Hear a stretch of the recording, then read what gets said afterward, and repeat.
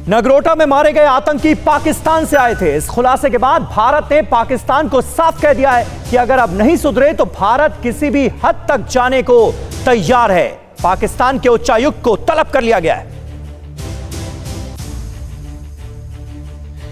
नगरोटा की जमीन पर उतरे जैश के आतंकी हिंदुस्तान को दहलाने आए थे।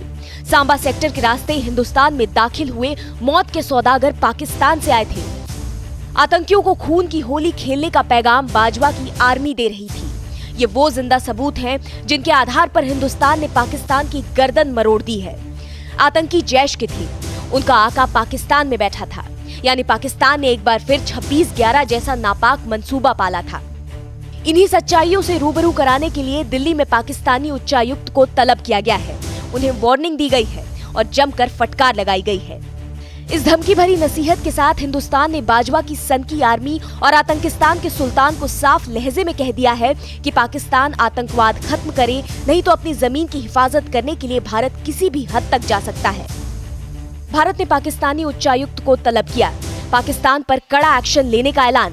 अपनी हरकतों से बाज आए पाकिस्तान को लास्ट वार्निंग।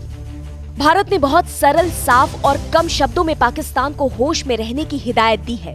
पुलवामा के बाद उसी रास्ते से कश्मीर भेजे गए आतंकियों की रिपोर्ट पुख्ता होने के बाद भारत ने पाकिस्तान को औकात में रहने की नसीहत दी है। भारत ने साफ कर दिया है कि पाकिस्तान को खत्म करने के लिए भारत अपनी राष्ट्रीय सुरक्षा के लिए कड़ा एक्शन लेगा, हर जरूरी कदम उठाएगा और अगर पाकिस्तान की धरती पर आतंकवाद नहीं थमा तो भारत ही उसका मुकम्मल इलाज करेगा। नगरोटा में आए आतंकी पाकिस्तानी आतंकी संगठन जैश के थे। वो लगातार पाकिस्तान के संपर्क में थे। पाकिस्तान की जमीन पर ही ट्रेन होकर आए थे। भारत में 26/11 की बरसी मनाने की तैयारी थी, लेकिन हमारे जाबाजों ने उन्हें जहन्नुम का रास्ता दिखा दिया। आखिर और कितने सबूत चाहिए पाकिस्तान को? नगरोटा पहुंचे आतंकी जैश के थे, उनके आका पाकिस्तान में बैठे थे, मोबाइल फोन पर चैट हो रही थी, आतंकिस्तान से निर्देश मिल रहे थे। देखिए आतंक के सारे जिंदा सबूत।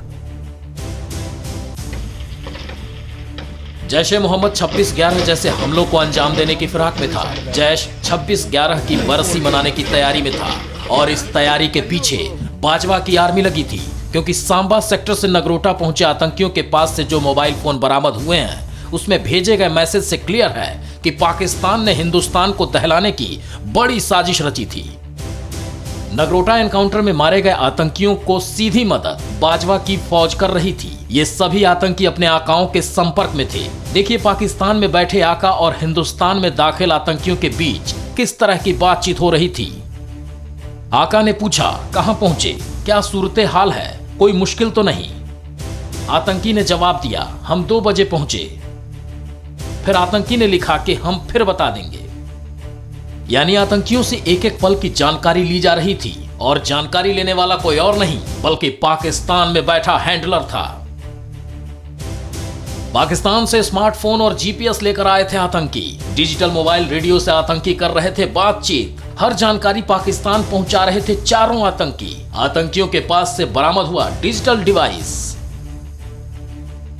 नगरोटा में पाकिस्तान की साजिश के एक एक तार खोल चुके हैं। यह अलग बात है कि आतंक के आका इस बात से इनकार करेंगे, लेकिन सबूत चीख चीख कर बता रहे हैं कि बाजवा की फौज ने एक बार फिर से हिंदुस्तान में तबाही मचाने का प्लान रचा था। नगरोटा में मारे गए आतंकियों में जिस रेडियो सेट कंपनी के डिजिटल मोबाइल बरामद हुए हैं उनका इस्तेमाल पाकिस्तान की सभी सिक्योरिटी एजेंसीज और पुलिस करती है।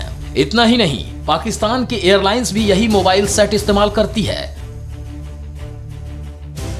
और पूरी दुनिया ने पाकिस्तान और चीन का हुक्का पानी बंद करने का इरादा कर लिया है। पाकिस्तान को गूगल, फेसबुक और ट्विटर ने जोर का झटका दिया है।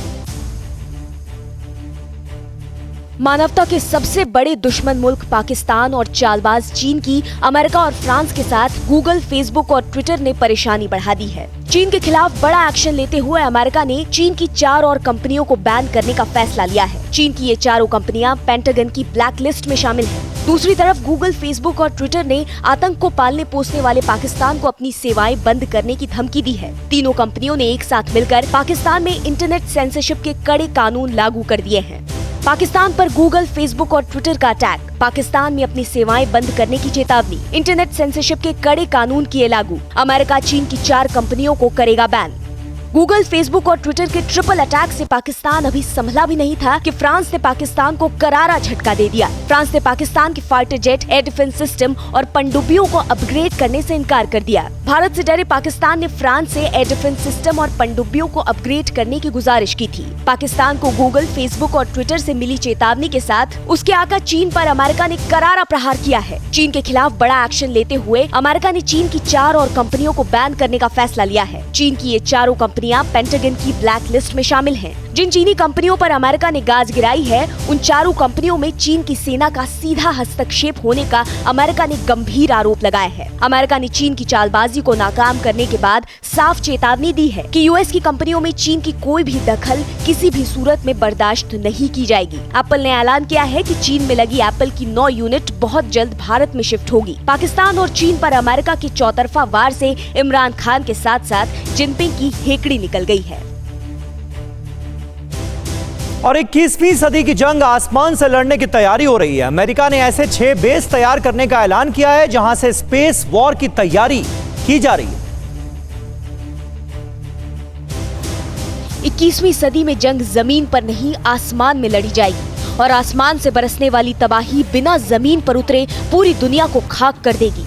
अमेरिका ने दुश्मनों को खाक में मिलाने का एक ऐसा ही खाका तैयार किया है। विश्व युद्ध के मंडराते बादलों के बीच अमेरिका ने अंतरिक्ष में बड़ी तैयारी की है। अमेरिकी एयरफोर्स ने पेंटागन की अंतरिक्ष में स्पेस फोर्स तैनात करने की योजना बनाई है।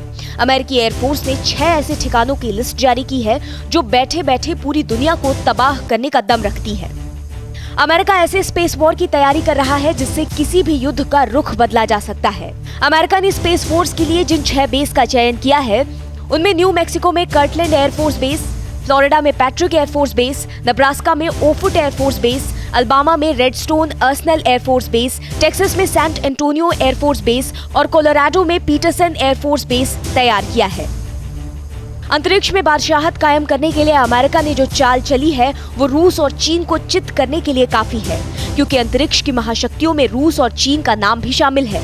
अमेरिका का ये फैसला इन दोनों मुल्कों की नींद उड़ा रहा है। अंतरिक्ष में चीन और रूस की बढ़ती दखलंदाजी का ही नतीजा है कि अब अमेरिका ने स्पेस कमांड मजबूत करने का काम तेज कर दिया है। अमेरिका के पारंपरिक विरोधी माने जाने वाले ये देश अब jammer, ground based laser, ground और स्पेस बेस्ड काइनेटिक हथियारों का इस्तेमाल करने की क्षमता रखते हैं। रूस और चीन उन ठिकानों को भी निशाना बना सकते हैं जहां से अंतरिक्ष में खुफिया सैटेलाइट्स को कंट्रोल किया जाता है। ऐसे में अमेरिका ने भविष्य के खतरे को देखते हुए अपनी तैयारियों को धार देना शुरू कर दिया है। ब्लैक बजट प्रोजेक्ट के तहत अमेरिका ने अपने स्पेस फोर्स को मजबूत करने का ऐलान बहुत पहले कर दिया था। और सऊदी अरब की मेजबानी में आज से शुरू होने वाले G20 शिखर सम्मेलन में पीएम नरेंद्र मोदी शामिल होंगे।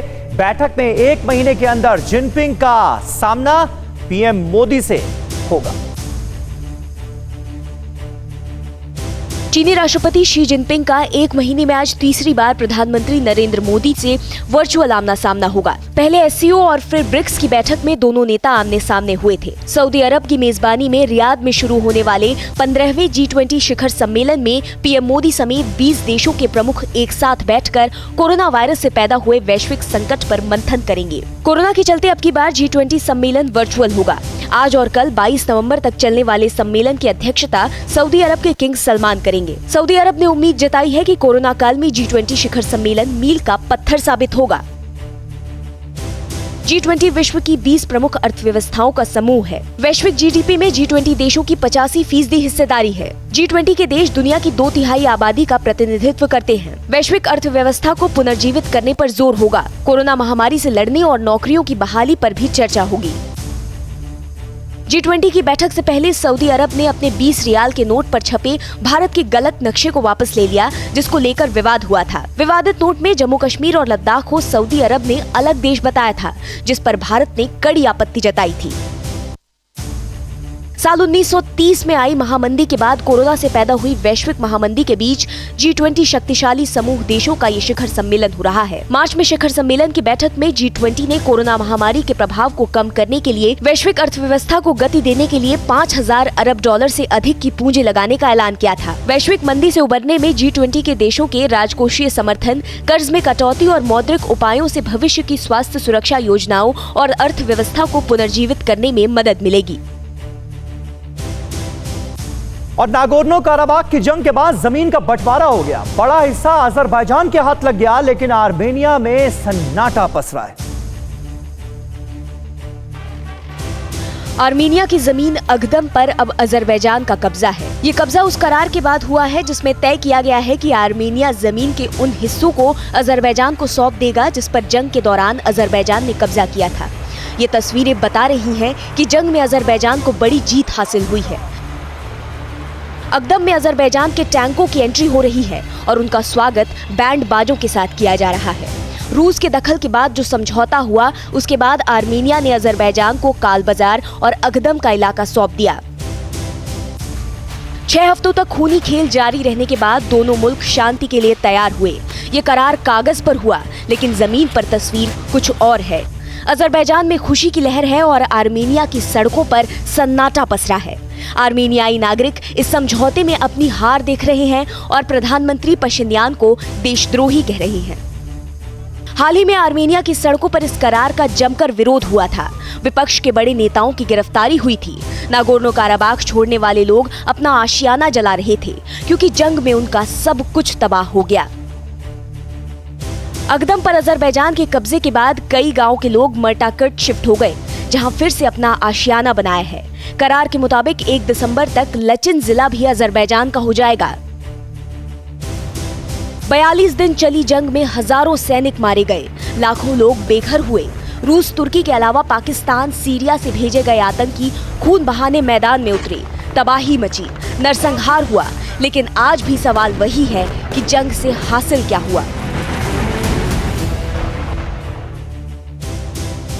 और दुनिया भर के दिग्गज नेताओं को कोरोना संक्रमित चिट्ठी भेजने की साजिश रची जा रही है। इंटरपोल ने इस षड्यंत्र से बचने के लिए पूरी दुनिया को आगाह किया है। वैश्विक महामारी कोरोना का कहर पूरी दुनिया में जारी है। करोड़ों लोग संक्रमित हुए, कल कारखाने बंद हो गए, लाखों लोग बेरोजगार हो गए, दुनिया मंदी के मुहाने पर आ गई। लेकिन कोरोना को लेकर आए दिन नई साजिशों का खुलासा हो रहा है। अब इंटरपोल ने बताया है कि दुनिया भर के राष्ट्राध्यक्षों को ऐसे पत्र भेजे जा रहे हैं जो कोरोना संक्रमित हैं। ये बहुत बड़ा खतरा है क्योंकि ऐसे राष्ट्राध्यक्षों के खिलाफ उनके दुश्मन कोरोना वायरस को हथियार की तरह इस्तेमाल कर रहे हैं। इंटरपोल ने हाल ही में चेतावनी दी है कि राष्ट्रपति, प्रधानमंत्री और वैश्विक नेताओं को निशाना बनाकर कोरोना संक्रमित पत्र भेजे जा सकते हैं। दुनिया के दिग्गज नेताओं को कोरोना संक्रमित करने की साजिश रची जा रही है। इंटरपोल ने दुनिया भर की एजेंसियों को आगाह किया है कि वो ऐसे षड्यंत्र से बच कर रहे हैं। इंटरपोल ने किया आगाह, दुनिया भर के दिग्गज नेताओं को भेजे जा रहे हैं पत्र। कोरोना वायरस से संक्रमित पत्र भेजने की साजिश, सभी विभागों को सतर्क रहने की हिदायत। दुनिया भर के डाक विभागों को सतर्क किया गया। राष्ट्राध्यक्षों को भेजे जाने वाले ज्यादातर पत्र डाक के जरिए भेजे जाएंगे। लिहाजा इंटरपोल ने डाक विभाग को जैविक हमले के बारे में आगाह करने पर जोर दिया है और कहा है कि किसी भी तरह के संदिग्ध पैकेज पर फौरन सूचना दी जाए। बताया जा रहा है कि जिस देश में कोरोना फैल रहा है, वहाँ की सरकारी मशीनरी अपने लोगों को संक्रमण से बचाने में व्यस्त है। इसी का फायदा उठाकर कुछ आपराधिक प्रवृत्ति के संगठन कोरोना संक्रमण का इस्तेमाल कर पूरी दुनिया में दहशत फैलाने की साजिश रच रहे हैं।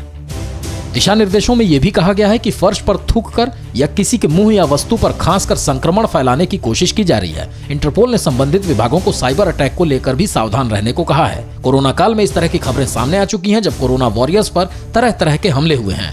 अब कोरोना पत्र के जरिए ये गंदा खेल खेलने की योजना बनाई जा रही है। और दिल्ली में मास्क ना पहनने पर 2000 की फाइन का ऐलान हुआ। दिल्ली की सड़कों पर आज जमकर चालान हुआ। इसके बाद भी लोगों की लापरवाही खत्म नहीं हो रही। दिल्ली में बेकाबू हुई कोरोना की रफ्तार थमने का नाम नहीं ले रही है। बीते 24 घंटों में कोरोना के 6608 नए मामले सामने आए हैं और 118 लोगों की मौत हो गई है। आउट ऑफ कंट्रोल हुए कोरोना पर कंट्रोल करने के लिए दिल्ली में प्रशासन ने डोर टू डोर सर्वे शुरू कर दिया है। घर घर जाकर लोगों की जांच के बाद कोरोना संक्रमित लोगों की पहचान की जा रही है। तो दिल्ली के उपराज्यपाल ने मुंह पर मास्क और सार्वजनिक जगहों पर थूकने पर 2000 का जुर्माना वसूलने के लिए नोटिफिकेशन जारी कर दिया है। एलजी के 2000 रुपए जुर्माना वसूलने का आदेश जारी होने के बाद अब मास्क नहीं लगाने पर 500 रुपए की जगह 2000 रुपए का चालान काटा जा रहा है। दिल्ली नोएडा बॉर्डर पर 2000 का चालान काटने पर कुछ लोग बिलबिलाने लगे तो खुद को खलीफा समझकर बिना मास्क के बाहर निकले लोग 2000 रुपए चालान कटने पर देखिए कैसे बहसबाजी कर रहे हैं। मास्क नहीं पहने हुए और जब उनका चालान किया जा रहा है तो वो बहस कर रहे हैं, चालान नहीं कर रहे हैं। डिफेंस के कि आपने मास्क नहीं पहना था, आप चालान मास्क नहीं पहना है तो आप सबूत दीजिए, मैं चालान भर रहा हूँ, मैं पैड कर रहा हूँ, कोई दिक्कत नहीं है। सबूत दिखाइए ना, सबूत दीजिए। सबूत पे विश्वास करती है कानून। मैंने पहन रखा है, आपके कैमरे में दिख रहा है, पहन रखा है। लड़कों ने पहन रखा है, अगर नहीं पहना तो सबूत दीजिए, चालान लीजिए। चालान काट रहे सिविल डिफेंस के एग्जीक्यूटिव मजिस्ट्रेट बसंत ने बताया कि कल 100 चालान हुए थे। आज 2000 जुर्माना वसूलने का नोटिफिकेशन जारी होने के बाद लोग चालान से बचने के लिए घर से मास्क पहनकर निकल रहे हैं। बहस कर रहे हैं कि कोई चालान का अमाउंट ज़्यादा बता रहे हैं कि ये ज़्यादा है, हमारी जेब पर भारी पड़ रहा है। हम उनको कह रहे हैं कि हमें उनसे पैसे नहीं चाहिए, वो नियम कानून का पालन करें, हम उनको बिल्कुल नहीं रोकेंगे। और एक गाड़ी हम अपने वॉलंटियर्स को जो है हमने बोल रखा है कि एक गाड़ी चेक करके जाने दी जाए आगे। दिल्ली में कोरोना से बेकाबू हालात अगर काबू में नहीं आए तो बहुत जल्द पब्लिक प्लेस पर गुटखा खाने पर भी आपको 2000 रुपए चालान भरना पड़ेगा। और देश की राजधानी सहित देश के दूसरे राज्यों में भी कोरोना की तीसरी लहर ने रंग दिखाना शुरू कर दिया है। कई राज्यों में इससे जुड़े अहम फैसले लिए जा रहे हैं। कोरोना संक्रमण के बढ़ते खतरे के बीच अहमदाबाद की ये ताजा तस्वीर है। भीड़ ही भीड़। दरअसल नाइट कर्फ्यू से अनजान लोग रेल से स्टेशन पहुंचे। गाड़ियों की कमी से तो दो चार होना पड़ा। रेल भर भर कर भीड़ ला रही थी और सब के सब यहाँ जमा होते गए। कोरोना से किसी को मतलब नहीं। उत्तराखंड के मसूरी के लाल बहादुर शास्त्री IAS एकेडमी में भी ये जा घुसा। 32 ट्रेनी IAS संक्रमित पाए गए हैं। इसके बाद राज्य सरकार ने बॉर्डर पर ही कोरोना टेस्ट का फैसला किया। साथ ही यहाँ आने वालों को 96 घंटे पहले ही कोरोना रिपोर्ट दिखानी होगी। मध्य प्रदेश में कोरोना की दूसरी लहर के बाद इंदौर, भोपाल, ग्वालियर, रतलाम और विदिशा में भी रात 10 बजे से सुबह 6 बजे तक नाइट कर्फ्यू लगा दिया गया है। उधर राजस्थान सरकार ने भी कोरोना के बढ़ते मामलों के बचाव के लिए सभी जिलों में आज से धारा 144 लगा दी है। इधर मुंबई में भी स्कूल खोलने पर 31 दिसंबर तक बंद रखने का आदेश जारी किया गया है। कोरोना के बढ़ते मामलों की वजह से हरियाणा में भी 30 नवम्बर तक स्कूल बंद रहेंगे। हिमाचल के लाहौल के थोरंग गाँव में कोरोना का कहर बरपा है। गाँव के 42 लोगों में से 41 कोरोना पॉजिटिव पाए गए हैं। इधर यूपी में कोविड के चलते पैरोल पर छोड़े गए 2000 से ज्यादा कैदियों को वापस पहुंचाने का निर्देश जारी किया गया है। बहरहाल देश भर में 24 घंटे में 46,288 नए मामले सामने आए और 563 लोगों की मौत हो गई। राज्यों की बात करें तो महाराष्ट्र में 5,640 केस सामने आए, जिसमें 155 की मौत हो गई। केरल में 6,028 केस में 28 की मौत। पश्चिम बंगाल में 3,626 संक्रमितों में 50 की मौत। यूपी में 2,840 केस में 20 लोगों की मौत। राजस्थान में 2,762 केस में 14 की मौत और हरियाणा में 3,104 केस में 25 लोगों को जान गंवानी पड़ी। हांगकांग ने एयर इंडिया की उड़ानों पर 14 दिनों के लिए रोक लगा दी है। 30 दिसंबर तक उड़ानें बंद कर दी गई हैं। कोरोना के चलते 5वीं बार हांगकांग ने एयर इंडिया की फ्लाइट पर प्रतिबंध लगाया है। परवाह देश की, सोमवार से शुक्रवार रात 10 बजे TV9 भारतवर्ष पर।